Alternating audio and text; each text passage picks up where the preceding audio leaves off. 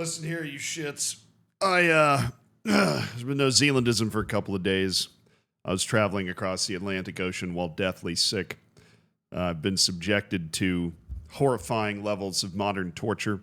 If I ever need to extract information from somebody, I'm going to block their ear and then make them fly in an airplane. My ear did not pressurize until I went to sleep last night, which if you've ever had the experience of going from 30,000 feet to 0 feet and then having to sustain that amount of pressure inside your head for the following 5 hours, then you can relate to me. It is crushing. I don't know how many brain cells I have left. I think I abused the entirety of New York City's supply of Mucinex and Advil. I don't even know if those are supposed to mix. We were desperate. I ordered McDonald's on Uber Eats to try to cope, and not even that. Not even that and a Hunger Games marathon could help me. I started watching them on the plane. But by the time the plane was about to land, the tears from the manly pain were blocking out my ability to watch it. But in spite of my crippling illness that then subjected me to this U.S.-sanctioned torture in Guantanamo Bay, there is something important we need to talk about because a lot of things have happened in these past couple of days while I've been battling the bubonic plague. And the one that I think this video is about is Scotland, right? Because I did lay in my hotel room and watch the Scotland match. And I just want to say this, and I want to be unequivocal in saying this. Scotland fucking sucks. I don't know, love the country, love the people. I have heritage. I have a significant amount of heritage according to genetics tests from there. Good on me. Shout out to apparently Campbelltown, Scotland, where all of those people happen to be from. But the national team of Scotland is ass. It is ass salad. It is not good. I don't know why there is this expectation that Scotland is going to be able to, there's this expectation that Scotland's going to be able to win matches at major tournaments. I don't know look, they need to give the head coach of Scotland a promotion, right, for getting them to these tournaments. How has Scotland made it to back-to-back Euros with this team? I mean, I know they're missing Dykes up top. Okay, I know they're starting, but it's come on. It's Dykes. It's not like Lewandowski missing for Poland or not 100% here. We're talking about, isn't it Lyndon Dykes? Right, but the fact I don't even completely know him, not 100% sure on his first name, is a pretty good sign that he's not somebody that if you're missing is going to be a catastrophic shutdown of your entire offense. I saw a really funny stat, right? And there's some things that happened in the Scotland game, obviously. The penalty shout, we're going to talk about that. But the tweet was basically saying that Scotland had 3 shots on target over the course of 3 matches. And even though Scotland was in Group A, which means it had played 3 matches before the other 5 groups of the tournament, Scotland was still in the last 2 teams in the tournament when it came to shots and shots on target.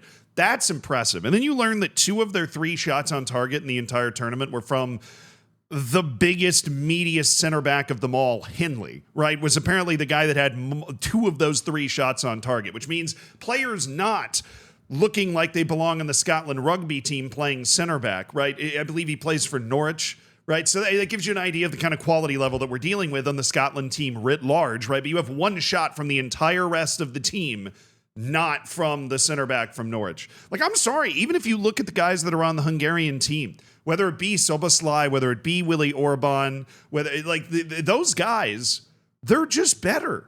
They're just better than the Scottish play. They're just better. And even if they're not, the team's better. The team is consistently better. We saw what Hungary was doing it the last couple of, Hungary used to have that goalkeeper with the sweatpants. Pretty sure they made a knockouts when they were rolling with that guy. And then they ended up in the group of death and got 2 points or 4 points in the group of death at the last Euros. How did that happen? Yeah, they got 2 points in a group with France, Germany, and Portugal. They drew 2/3 of those teams, and Soboslai was injured for this tournament. So the Hungarian national team is just better, and you could see it. Hungary actually had a pretty genius game plan. It only ended up working out for them at the last possible moment. But they went into this match, and they said, look, Scotland's under all this pressure to win. Scotland is obviously going to be very tough to break down because they have good structure and they've got great mental fortitude and everything. So we're going to draw them out and then try to go forward. Why is there a fucking siren? I'm too sick to deal with this shit. Why are there 2 sirens driving by my window? This is a 10 fucking minute video. Jesus Christ. Take a different road. Hope everybody's okay. I don't know what's happening. I didn't mean it. I'm just sick. But seriously, I loved Hungary's game plan because you know what? If you watch the entire match, Hungary created a lot more good chances than Scotland did because you know how many good chances Scotland created? 0. Except for the one, right? A beautiful, cheeky little through ball out of nowhere, which I believe put, I think it was Armstrong kind of in on goal with Willie Orban behind him. And then there was this tackle. I'm going to find it and I'm going to pull it up. And then you can be the judge of this. This is the tackle. Here's Armstrong in on goal. Not with the audio. We're not trying to get DMCA'd here. This is the tackle. Armstrong's in on goal. Now, look, I understand, like, obviously, with everybody else on the planet, when I saw this penalty shout, like literally everyone else on the planet, I went, that's a stone cold penalty. How could you not call that a penalty? It's an obvious penalty. How is the ref not calling that? The referee is also from Argentina as part of this swap program that Copa America and the Euros are doing, where the U.S. game against Bolivia had an Italian ref. Like they're just doing this kind of swap thing, which is funny and led to a ridiculous line from the Scotland coach after the match that I will get to in a second. But when you watch, so here's how this went for me. I watched the first thing. You know, I watched it happen live and I went, damn, that was a penalty. VAR is totally going to get to that. Then they showed the replay for the first time. And the first thing I saw was up here, right? One, Willie Orban's foot and Armstrong's foot are kind of almost in the same spot here, right? Armstrong was not in front of Willie Orban as I thought. And then you see Armstrong grab Orban's shirt and kind of like pull him down, right? So I saw that on the replay. So I saw the replay once and I went, wow. That's incredible refereeing. I don't know how that dude happened to see that live, but I can understand why you don't want to give this penalty when it kind of looks like Armstrong just grabs him and falls down. But then I'm watching the post-game show, right? And on the post-game show, as this incredibly convenient circle points out, there is pretty significant contact that causes Armstrong to crumple in that way. You watch the right knee of Orban and Armstrong's left foot here. See how his knee goes bundling right into the back of Armstrong's leg? And so this is a penalty. Do I think it is the most obvious penalty of all time when you really break it down in slow motion? No. Should it have been a penalty? Absolutely. Am I stunned it wasn't called a penalty in the run of play live? Absolutely.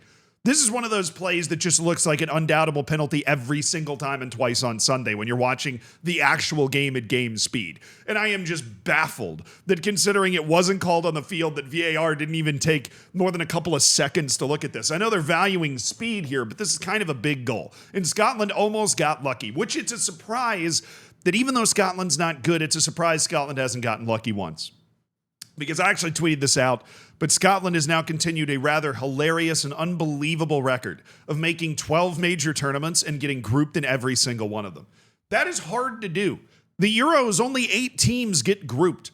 The other 16 make it to the knockouts. There's a bunch of people apparently that want to change that. That's stupid, right? There's only so many countries in Europe. Do you want more than half of them to make the Euros? Do you want it not to be a valuable experience in and of itself to actually make it to the European Championships? Do you not want the stories like Albania and Georgia and these teams that don't normally get to participate in these tournaments being able to find, like you create more magic that way? I think 24 is a good amount, right? 32 is ridiculous. People are just offended by the idea of third place teams making it through, but a tournament is a tournament. You agree on the rules at the beginning of it.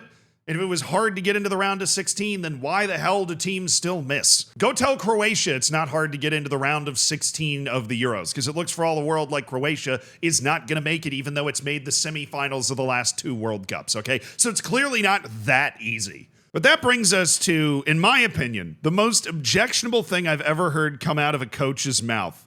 And that is from, I don't remember this guy's name, the Scotland head coach. It's something Clark, I think. Steve Clark, right, who obviously, as I said earlier in this video, I think with the amount of talent and quality that I saw on display from this team has done an incredible job to get them to this point. Here's what he said. I'll just play it. I do not know for the life of me why it's not given. Have you asked talking about the penalty about that and why it didn't go to VAR? It's from Argentina. Why would I ask? Sorry, So he's talking about VAR here. He's talking about VAR. I'll play it again. He's talking about talking to the referee about the penalty, not necessarily VAR. Okay. It's a penalty. I do not know for the life of me why it's not given. Have you asked about that and why it didn't go to VAR? It's from Argentina. Why would I ask him? Probably doesn't speak the language. I don't know. Why is he here? Why is it not a European referee? Bro, I don't even know where to start. Like, I really don't even know where to start. I have no idea where to start with that. Like, you might as well try, right? If you don't know that he doesn't speak English, you might as well give it a shot. But I feel like language barrier, right? There's you got the fourth referee, you have the referee on the field, but just to say you didn't ask him to send that to VAR, right? Because people always think that these sorts of situations, when they're happening on the field, that there's not a lot that you can do to affect them. There's a lot of little things you can do as a head coach. One, the more animated you are on the touchline, the more likely they are to look at it in VAR. Like, there's going to be a direct statistical correlation there, because the bigger the uproar, the louder the longer of a look they're going to take at it in VAR, just out of human nature, to make sure that they're not, kind of missing something here. If you go to the fourth official and say, hey, you boys better look at that for a long time, right, then great. But also, they don't. How are you in a situation in a major international tournament where your reason for not being able to talk to the referee is that you assume he doesn't speak the language, and then you can tell that he kind of realizes that that's not going to sound great, so then he tries to pivot this into making a point about how the referee swap between South America or between the Western Hemisphere and the Euros shouldn't be happening, right? He tries to pivot into that because he's not an idiot. He realizes that came out not sounding fantastic. But I feel like anytime you get something like that, then it definitely, we're getting an actual dose of truth here that he just didn't feel comfortable. Like, come on, can we get over the social anxiety of him not potentially understanding you to try and help your team win the game? Because Scotland did not deserve to win this game, but it could have. If it gets that penalty, Hungary's not scoring the way that it did, because the game looks completely different and Hungary doesn't get its last second equalizer, which, by the way, all of the Scotland discussion and jokes removed just because they're all partying up in Germany all over the place. What a magical moment for the Hungarian team. You had that horrible concussion earlier in the game, right? And the limbs and just that's the sort of moment that if you are Hungarian, if you're one of those fans that's traveled to the game, that's one of the greatest moments of your life. One of the best sporting experiences you can have. An absolute last second winner. And it's a real shame to me, honestly, that I heard the broadcast on the BBC, because they were so homer for Scotland, which I totally understand. I don't blame them for, but their call for the Hungary goal was not necessarily the most enthusiastic. I would love to hear the Hungarian version of the call. I'm sure it's an absolute all-timer. But this is just wild. Like, dude, take a Xanax if you're going to be that socially anxious and go talk to the guy or the fourth official, or you know what? Find somebody who speaks English and Spanish. That is the most common archetype of. I grew up in Florida, right? I'm like the only person there that can't speak English and Spanish. Fucking find somebody and bring them if you're that worried about talking to them, okay? Give them free tickets, a sideline pass, and a free hotel. I'll do it. I would if I ever paid attention in my 10 years of Spanish class, but goodness, Scotland. Ugh.